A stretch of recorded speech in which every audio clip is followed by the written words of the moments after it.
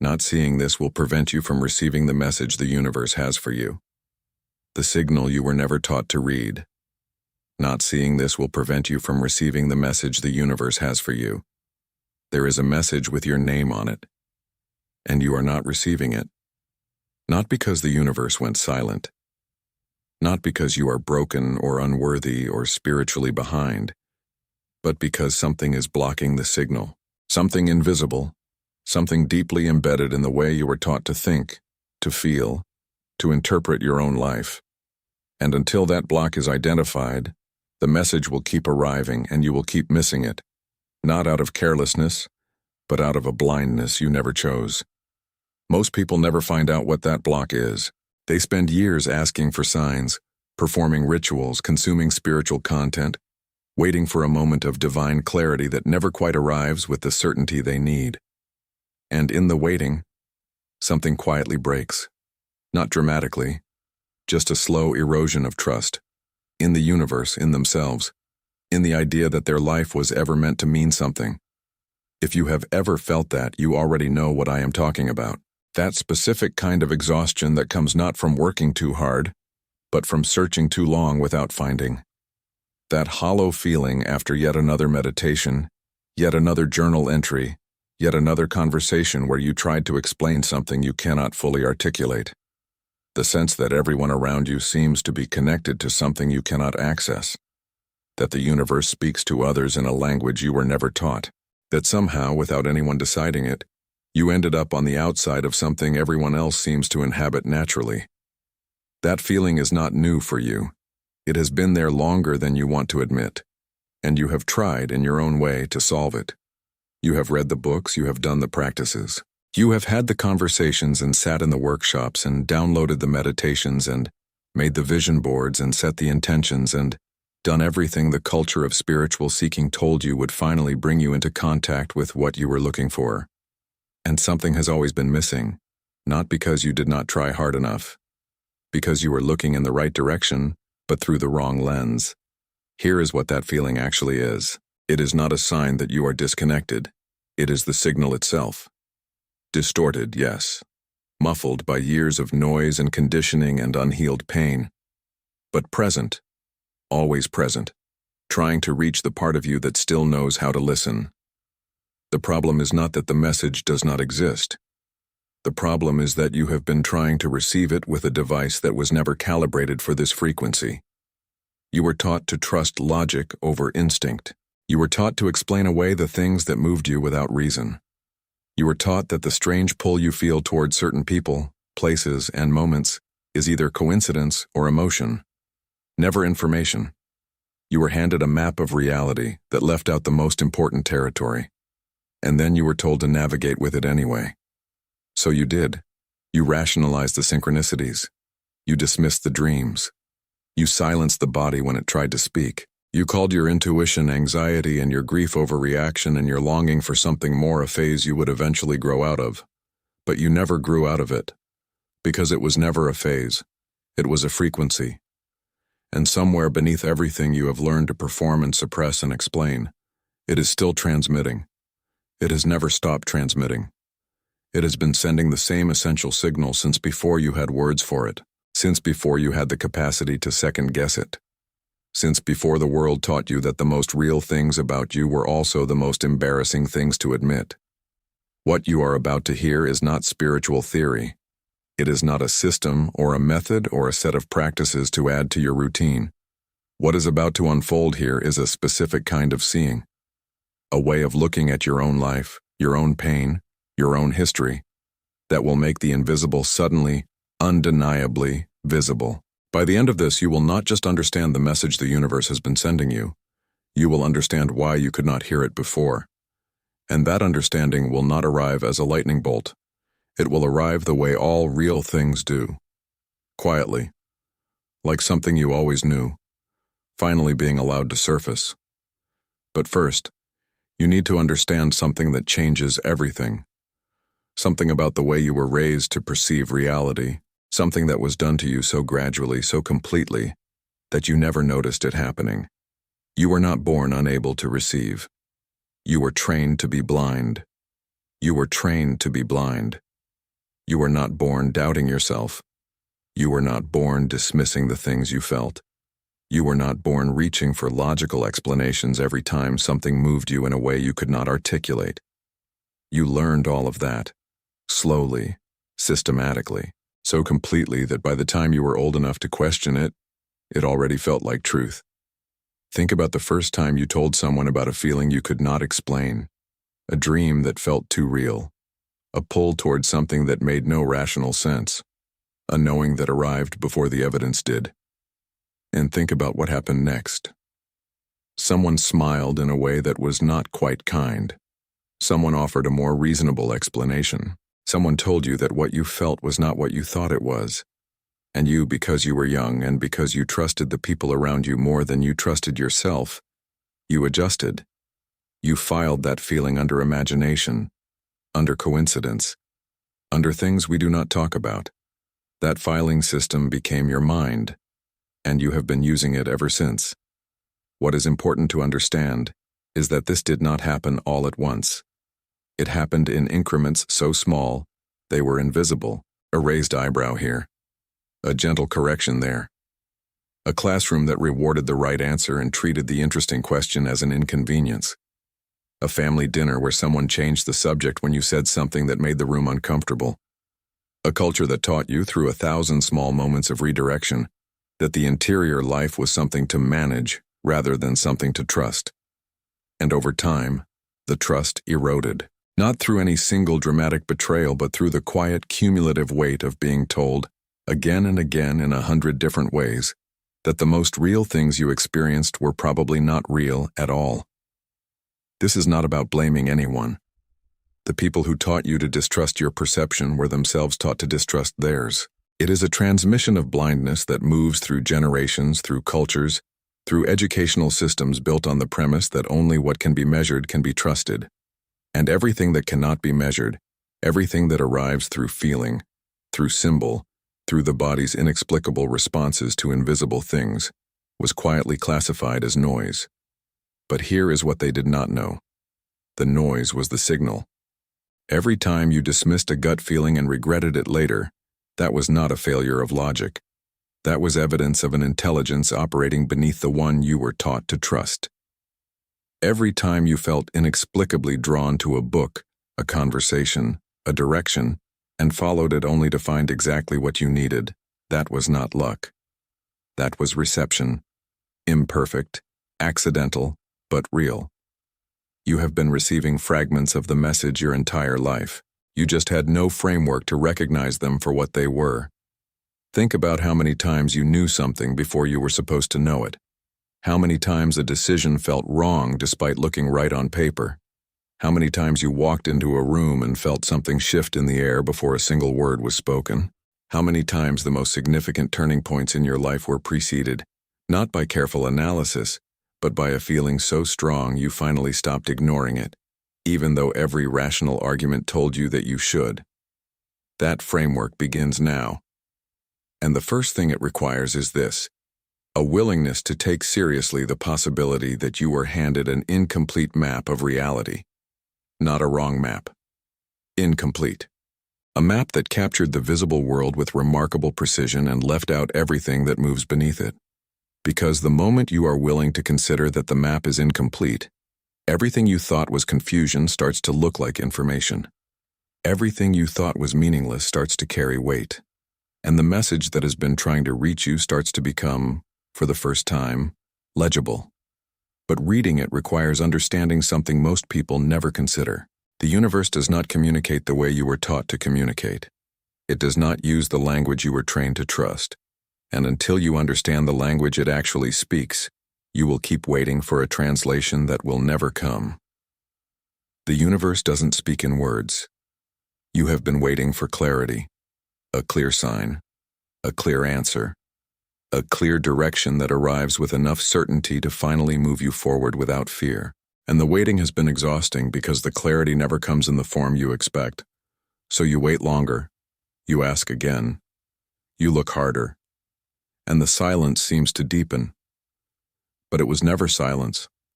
You were just listening in the wrong language. The universe does not communicate in declarations.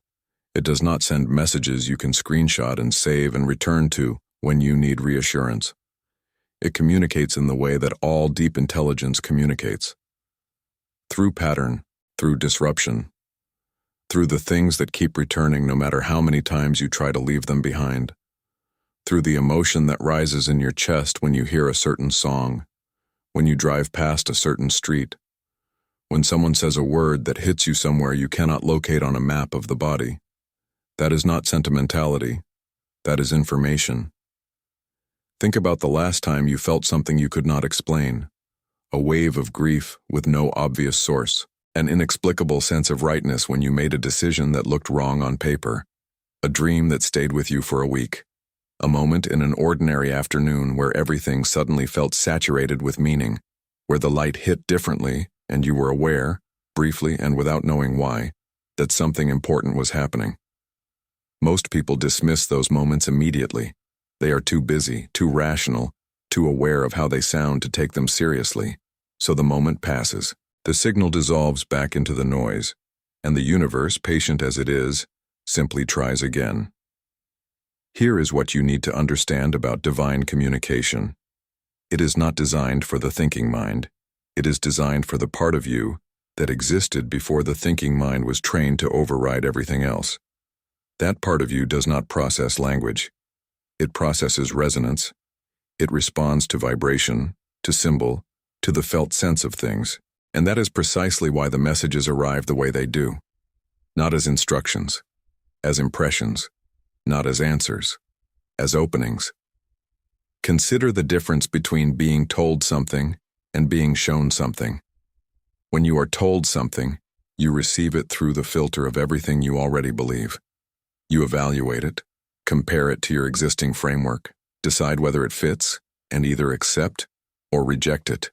The message arrives already processed, already safe, already reduced to something the mind can handle without being fundamentally disturbed. But when you are shown something different happens. The experience arrives before the evaluation. It lands in the body before the mind has time to intercept it.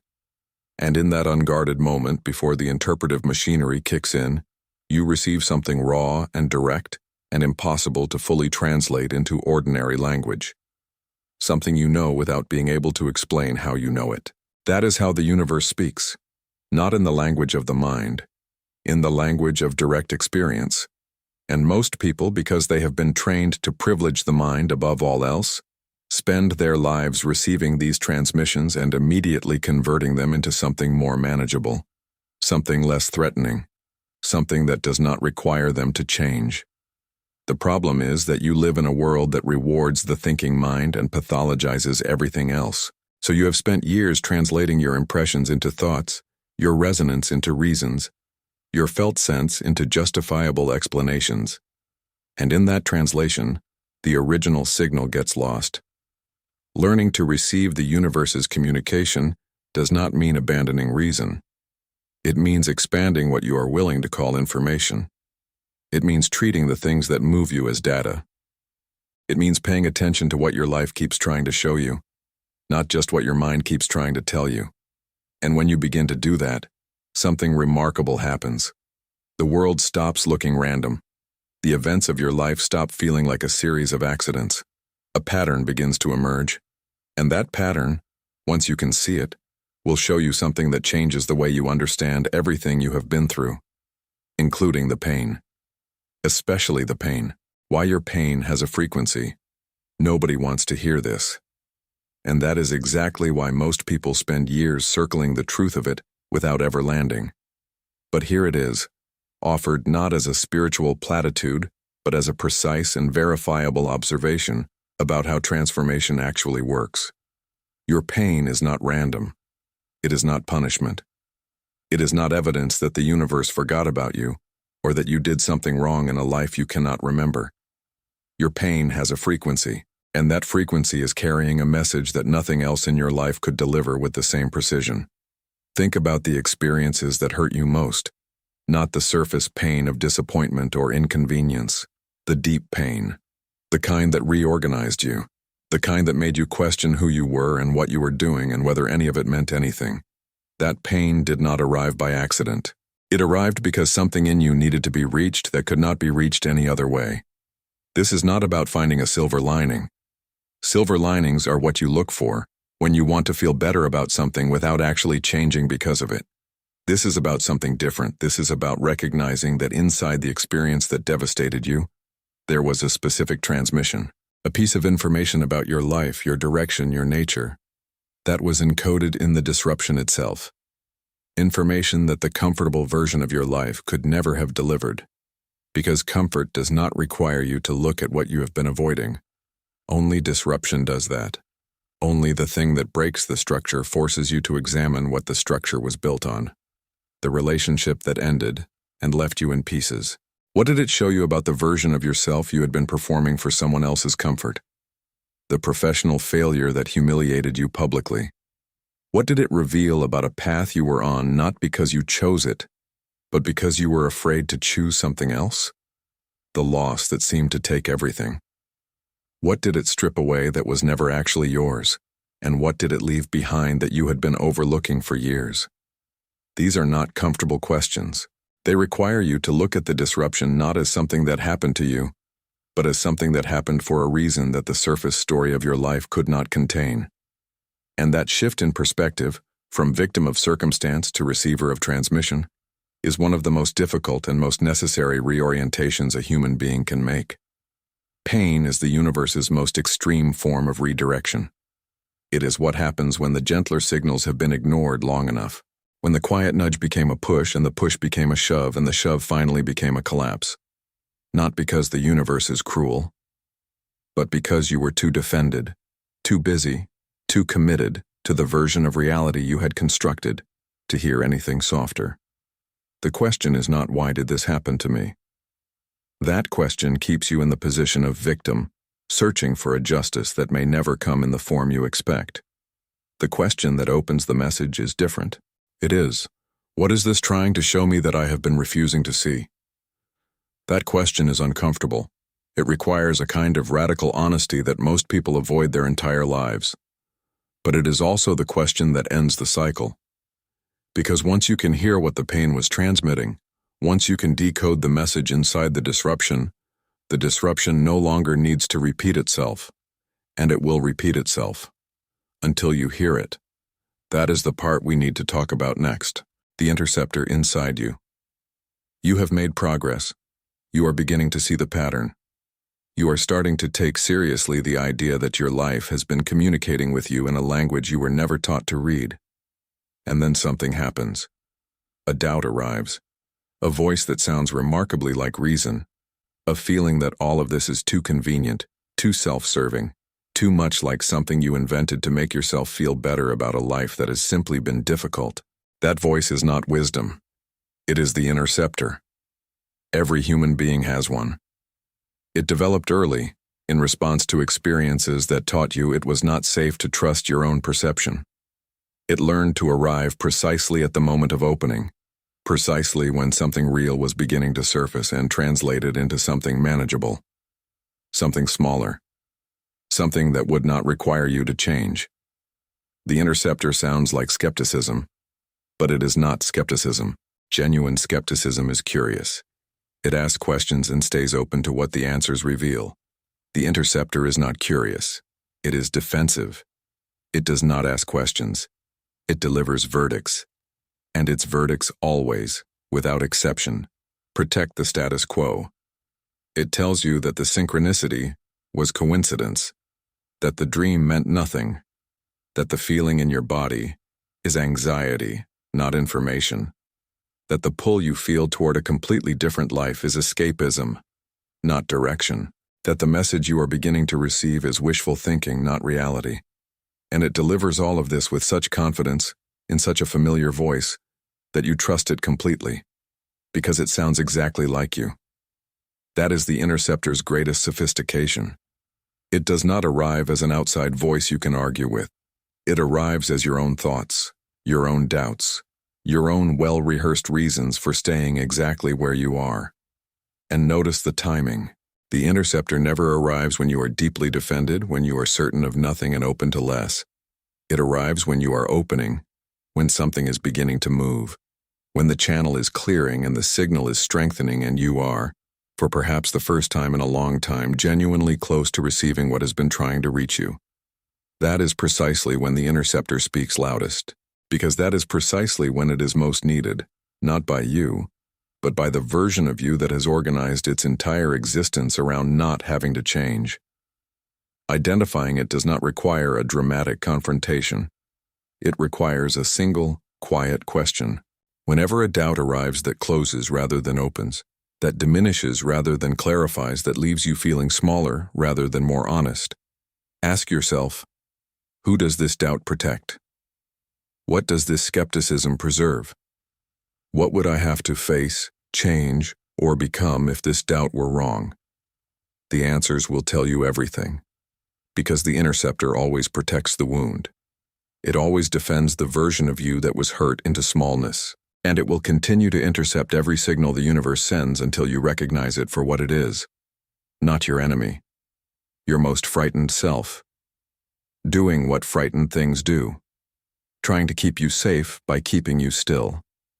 The message cannot reach you while you are still, not the stillness of peace, the stillness of avoidance. And the place where avoidance feels most like wisdom is also the place where the next transmission is already waiting. In the silence you have been running from, the loudest message comes in silence. Everything in your life is designed to keep you moving. Your phone, your schedule, your social obligations, the internal pressure to be productive, to be present, to be engaged, to be useful. And underneath all of that movement, beneath the constant forward momentum of a life being managed rather than lived, there is something you have been avoiding with remarkable efficiency: the silence, not the absence of sound, the absence of distraction. The moment when there is nothing between you and the quality of your own inner life.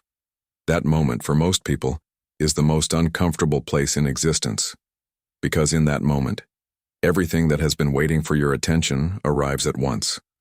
The grief that was not finished, the questions that were never answered, the longing that was too large to look at directly, the truth you have been almost ready to admit for longer than you would like to acknowledge. And so the movement continues, because movement, even exhausting movement, is preferable to the feeling of standing still inside a life that does not yet make sense. But here is what lives in that silence: the clearest signal the universe ever sends. Think about the moments in your life when you received genuine clarity, not the kind that came from thinking harder, or talking it through with someone, or researching every possible angle. The kind that arrived unexpectedly, in the shower, on a long drive with no destination, in the minutes before sleep when the mind finally releases its grip on the day, in the aftermath of a cry so complete that it emptied you of everything and left only a quiet, unexpected knowing. That knowing was not yours. Or rather, it was yours. But it came from a depth of you that only surfaces when the noise stops, when the management stops, when you stop being so relentlessly, exhaustingly in charge of your own experience, and allow something larger to move through the space you have been filling with distraction. The universe speaks most clearly in the moments you spend the most energy avoiding. This is not a coincidence, it is architecture. The signal requires quiet to be heard, not because it is weak, because it is subtle, because it operates at a frequency that the noise of modern life is perfectly designed to drown out. And the noise is not incidental, it is structural. The world you live in has a vested interest in keeping you stimulated, reactive, and perpetually oriented toward the next thing. A person who has learned to sit in silence is a person who has learned to receive guidance that does not come from the outside. And that is a profoundly threatening kind of sovereignty. And the terrible irony is that the more you need the message, the faster you tend to run. The greater the disruption in your life, the more frantically you fill the silence with something, anything, that prevents you from having to sit inside the experience of not yet knowing. What would happen if you stopped? Not forever, not dramatically, just long enough to let the silence speak, just long enough to sit with the discomfort of not managing, not fixing, not understanding, and allow the part of you that knows things the mind cannot access to say what it has been waiting to say. You might be surprised by what is already there, waiting, patient, completely undisturbed by how long you have been away. The silence was never empty. You were just too afraid to find out what it contained. And what it contains, you are about to discover, is not what you feared. It is a pattern. One you have been living inside for so long that you stopped being able to see it. A pattern that will finally, when you are willing to look, explain everything that has happened to you and everything that keeps happening.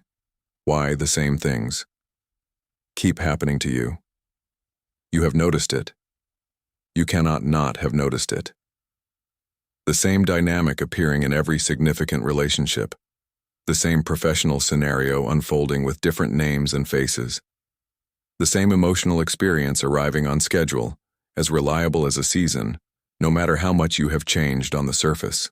The same feeling of being on the edge of something real, something different, something finally aligned with who you know yourself to be, followed by the same collapse back into familiar territory. You have probably blamed yourself for this, or blamed others, or decided that this is simply who you are, that some people are built for certain kinds of suffering the way others are built for ease, and that the repetition is simply your particular inheritance. None of that is true. The repetition is a message. The most patient, persistent, precisely targeted message the universe sends. It is not punishment. It is not evidence of a flaw in your character. It is what happens when a lesson arrives before the receiver is ready to receive it, and so it waits. It waits and it returns, wearing different costumes, speaking in different voices, arriving through different circumstances, but carrying the same essential content every time. And it will keep returning, not out of cruelty, out of commitment. The universe does not abandon its transmissions. It simply resends them with escalating urgency until the message is finally heard.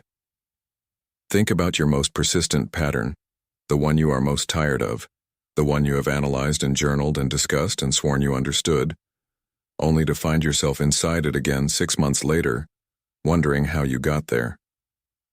What is the emotional core of that pattern? Not the story around it, the emotion at the center of it, the thing it makes you feel that you have felt before, long before this version of it arrived. Now go further back. When did you first feel that emotion? Not in the version that arrived last year. Not in the relationship before that. Further. Before you had the vocabulary for it. Before you had the context to understand what was happening.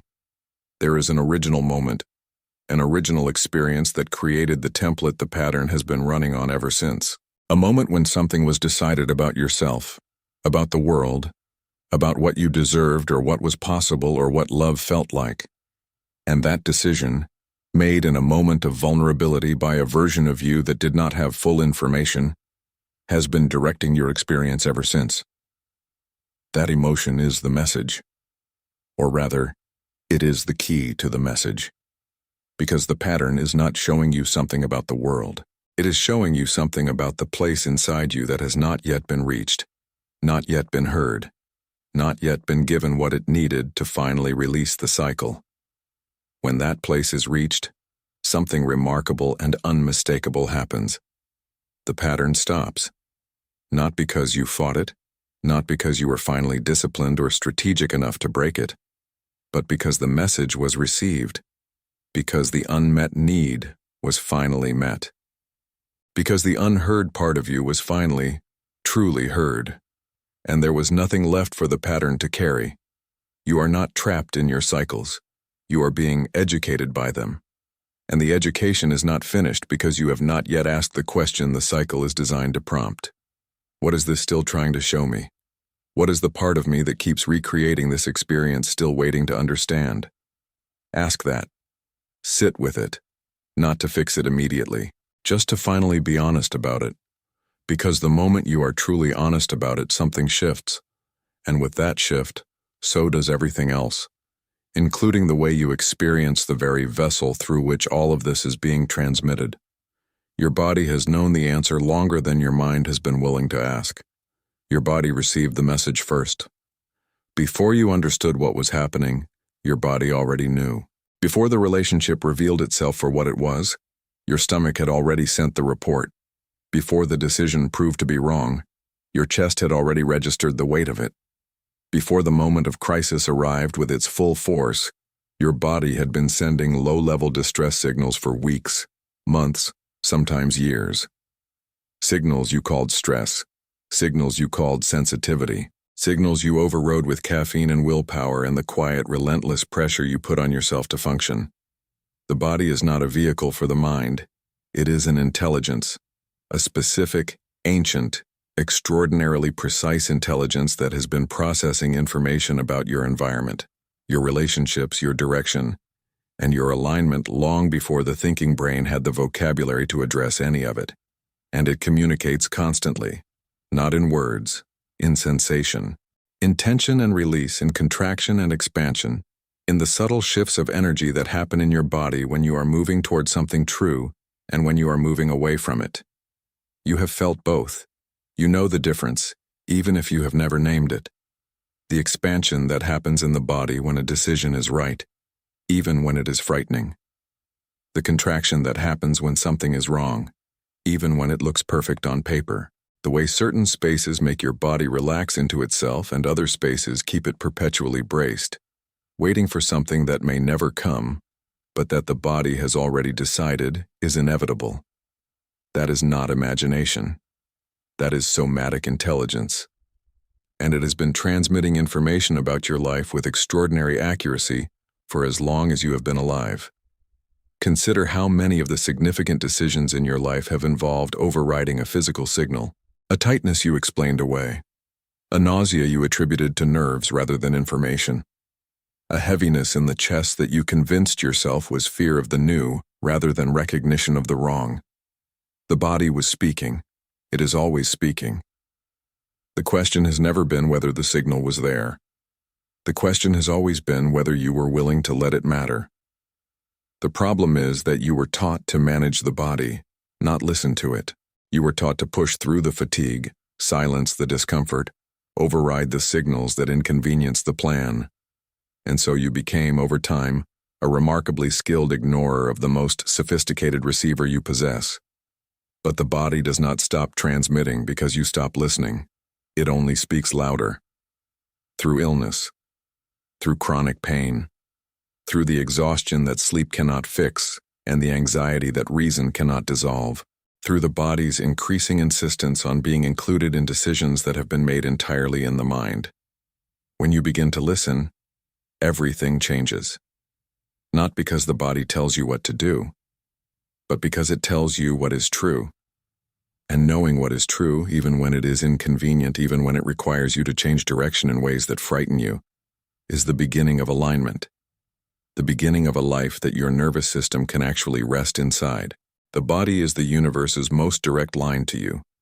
It is the place where the signal is closest to the surface, and it has been trying to show you something that keeps appearing, keeps connecting, keeps pointing in the same direction, in every area of your life, at every scale, in every form.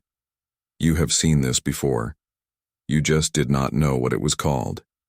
Synchronicity is the universe's signature. You think of the right person, and they call. You are struggling with a question, and you open a book to a random page that answers it exactly. You are considering a major change, and suddenly, without explanation, everything around you begins to reflect that change back to you.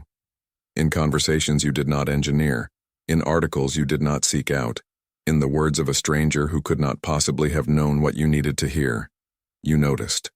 And then you talked yourself out of it, because you live in a world that has a name for this kind of thing, and the name is not flattering. Magical thinking, confirmation bias, the pattern-seeking brain finding meaning where there is none.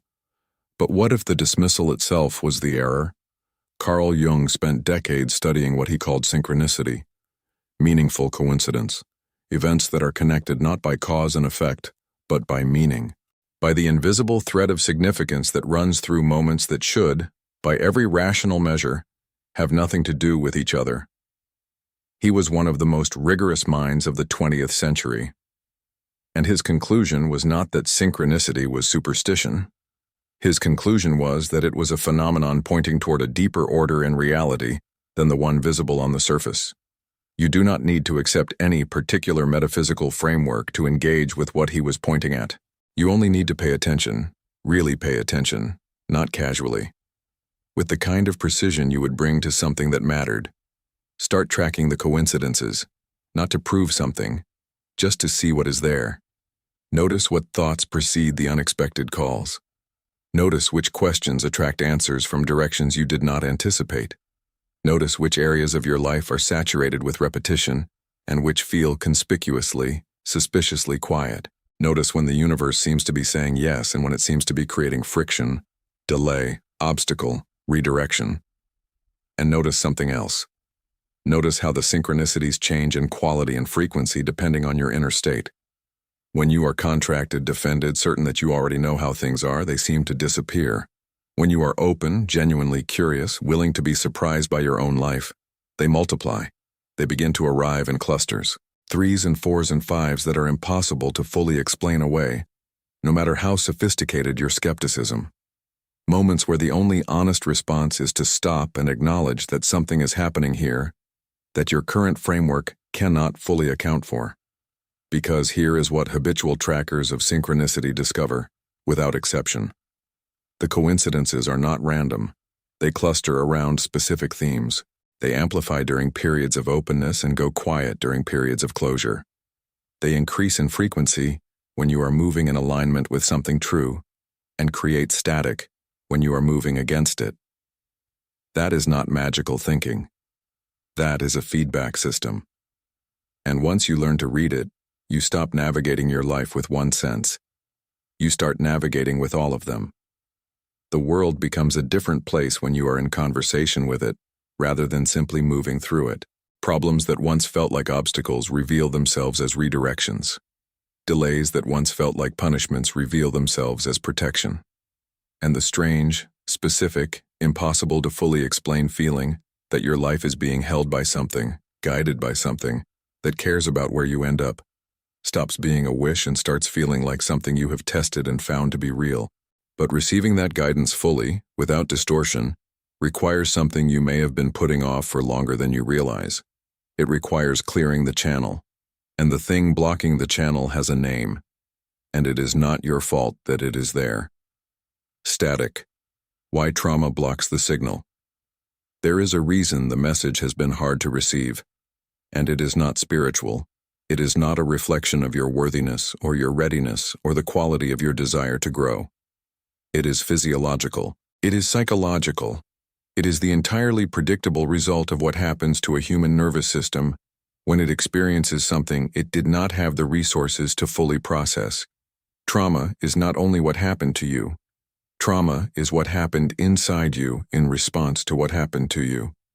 It is the moment the nervous system decided that the world was not safe enough to remain open in, and so it closed, strategically, intelligently, in exactly the ways it needed to in order for you to survive what you were surviving.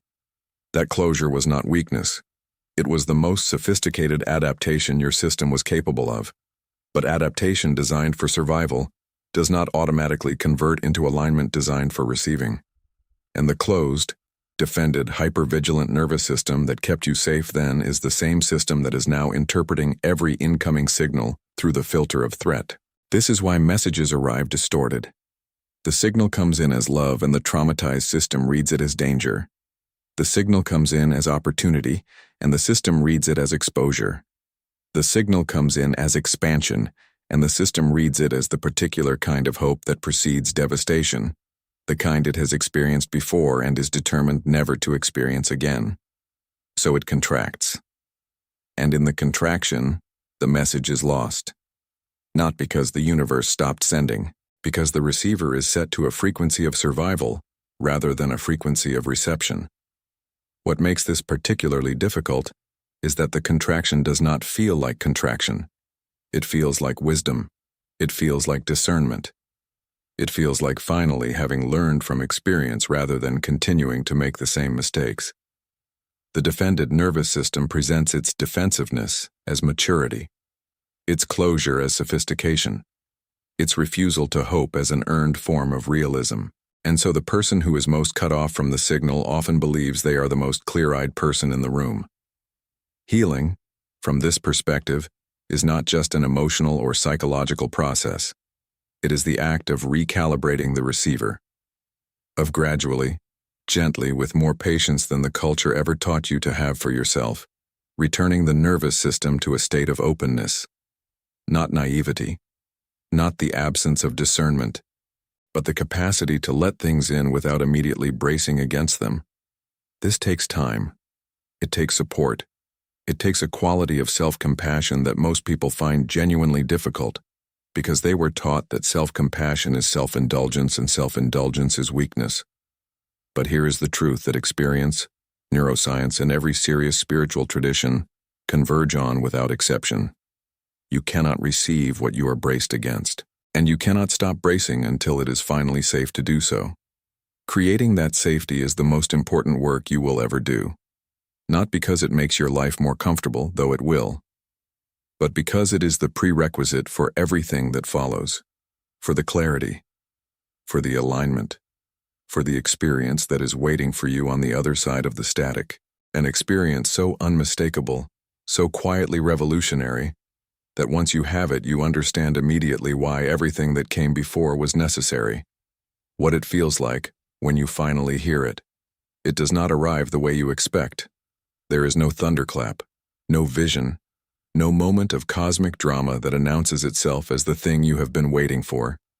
If you are expecting revelation to feel the way it looks in films, you will miss it, because real reception is nothing like that. It is quiet. It is almost embarrassingly quiet. And it arrives not as something new but as something remembered. A knowing that settles into you the way a long-held breath finally releases. Not exciting, relieving. The specific, profound relief of something that was always true finally being allowed to be known. You might be in the middle of an ordinary moment when it happens. Walking somewhere with no particular intention. Sitting with a cup of something warm in a quiet room. Looking out a window at nothing specific. And then, without ceremony, without warning, without any of the spiritual production you imagined it would require, something clarifies. Not everything. Not your entire life laid out in perfect order. Just the next true thing. Just the one piece that your whole system has been organizing itself around reaching. And that has finally, because you have done the work of clearing the channel, made it through.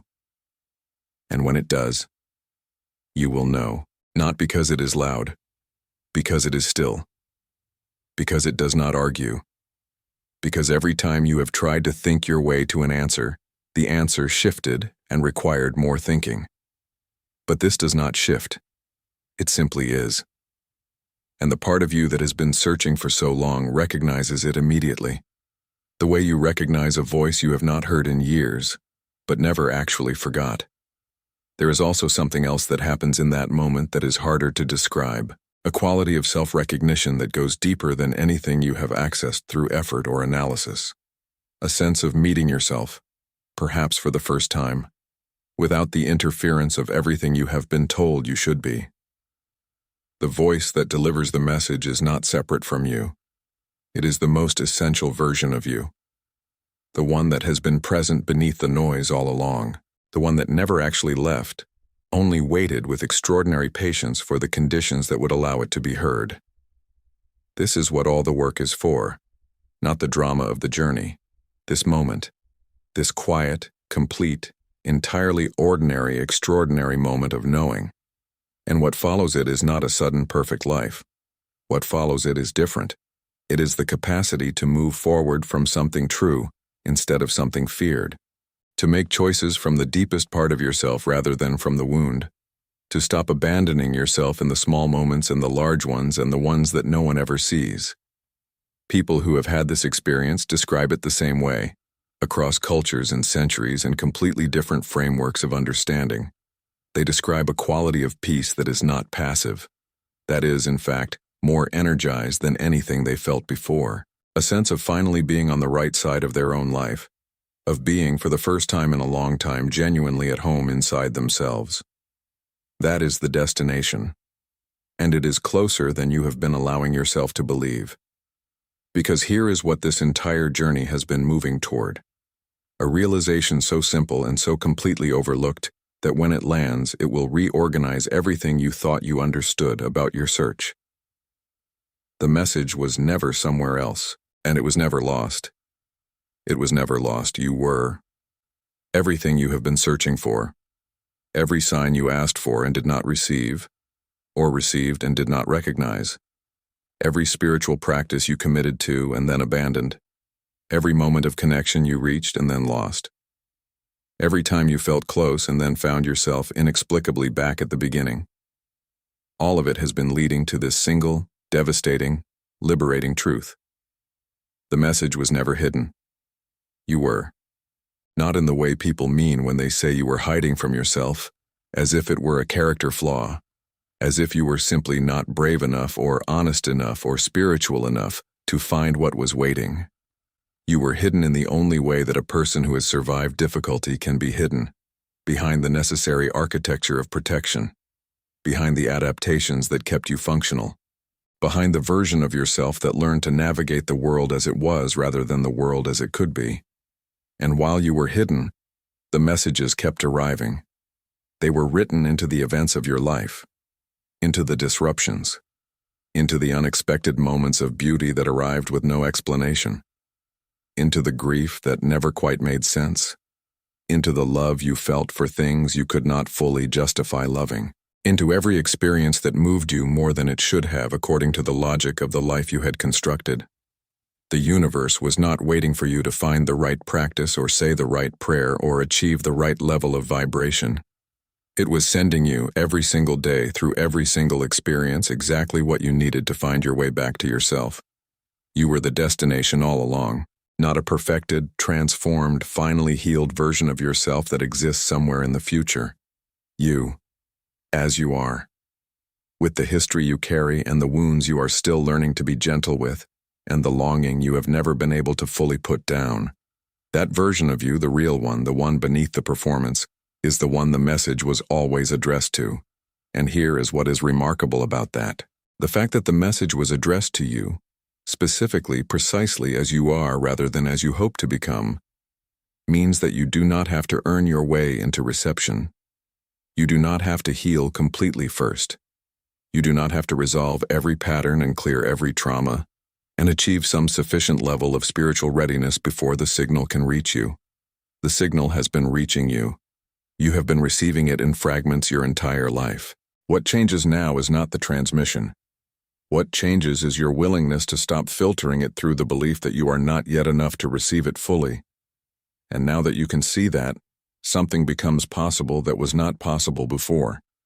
Not the instant dissolution of every difficulty, not the sudden arrival of a life without friction or pain, but something more durable than either of those things, a relationship with your own existence that is grounded in meaning rather than accident, a way of moving through the world that is in conversation with it rather than in combat with it, a way of being that requires, above everything else, one quality. The quality you are about to learn to live from. Becoming a receiver. This is not a technique. It is not a morning routine or a journaling prompt or a visualization practice. Though all of those things can serve what is being described here, this is something more fundamental. A reorientation of the self so complete that it changes not just what you do, but what you are available to experience. Becoming a receiver means making one essential shift, from a life organized around protection to a life organized around presence. Protection says, I will engage with what is safe. I will open to what has already been proven. I will trust what I can control and hold everything else at a distance that makes it manageable. Protection is not villainous. It is understandable. It is the logical response to a world that has, at various points, been genuinely unsafe. But a life lived entirely inside protection is a life in which most of the signal never makes it through, because the same walls that keep out the threat also keep out the transmission. Presence says something different. Presence says, I will be here for what is actually happening, rather than what I have decided should be happening. I will bring my full attention to this moment without immediately sorting it into safe and unsafe, meaningful and meaningless, mine and not mine. I will allow the quality of my experience to inform me rather than rushing to manage it before it has finished speaking. This sounds simple. It is one of the most difficult things a human being can do.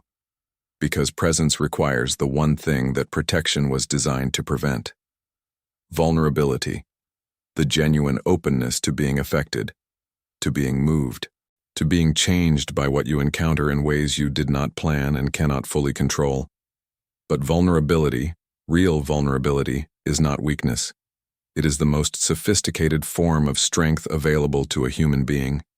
It is the strength to remain open in a world that has given you every reason to close, to trust in an intelligence larger than your own when your own has done its best and found its limits, to stay just a little longer in the uncertainty of not yet knowing, and allow the knowing to arrive in its own time, in its own form, through its own unmistakable quality of truth. And here is what the practice of presence reveals over time. The things you were most afraid to feel were not, in fact, as devastating as the avoidance of them. The silence you were running from was not empty. The truth you were bracing against was not the end of something. It was the beginning. Every single time you stayed in the experience instead of managing it, something shifted, not always dramatically, often barely perceptibly, but consistently, cumulatively, in a direction that only became visible when you looked back from a sufficient distance and saw how far you had actually come.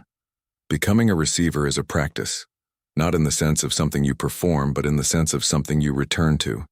Every time you notice yourself closing, you return to openness. Every time you notice the interceptor arriving, you name it and release it. Every time the silence becomes uncomfortable, you stay inside it just a moment longer than feels safe.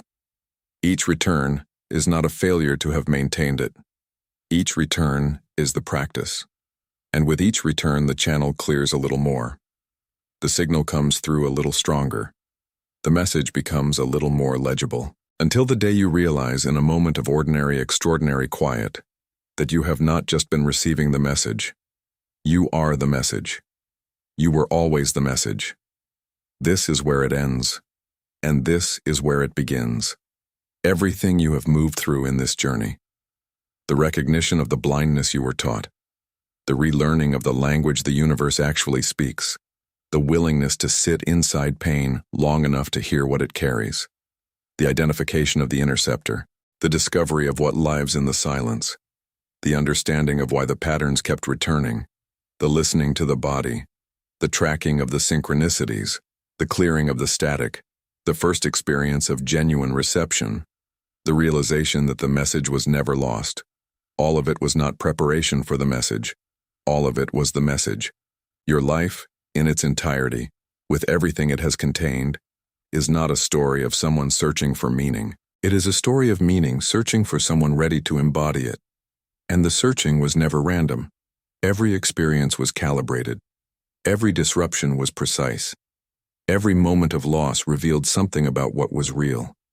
Every moment of love pointed toward something you were meant to become. You are not an accident. You are not a soul who happened to arrive here and draw a difficult hand and make the best of it. You are a specific transmission, a particular frequency of awareness and experience and longing and capacity that the world needs in exactly the form you carry it. The message the universe has for you is not a secret to be decoded somewhere outside of yourself.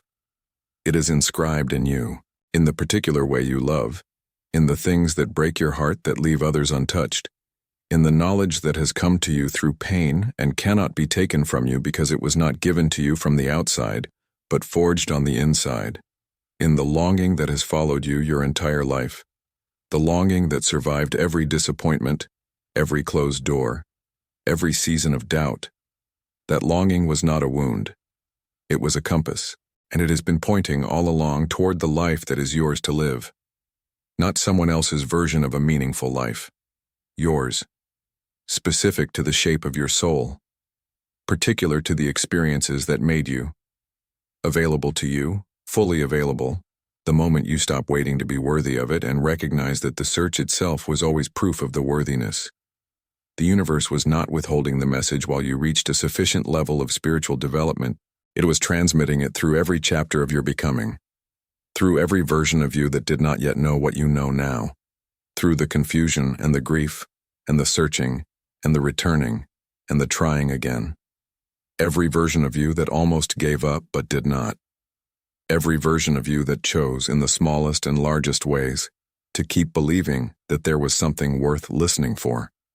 That choice was not insignificant. That choice was the message, the story of someone who refused to accept that their life was random, who kept showing up imperfectly, inconsistently, but persistently, to the possibility that something was trying to reach them, who was willing, finally, to stop looking for the message out there and turn around to find it had been living inside them all along. Not as a metaphor, not as a consolation, as a literal, verifiable, experiential truth that you can test in the next moment of quiet you allow yourself. The truth that you are not separate from what you have been seeking, that the intelligence you have been trying to access is the same intelligence you are an expression of, that the signal and the receiver were never two different things. That is the transmission. That is what the universe has been trying to deliver since the first moment you began to wonder if any of this was real. It is real. You are real, and the life that is waiting for you on the other side of this recognition is not a reward for finally understanding. It is simply what has always been there, waiting for you to stop running from it, waiting for you to turn around, waiting with a patience that has never once wavered for exactly this moment. This moment, right now, when you finally, fully arrive. And now that you have arrived, the only question that remains is the one only you can answer. What will you do with what you now know?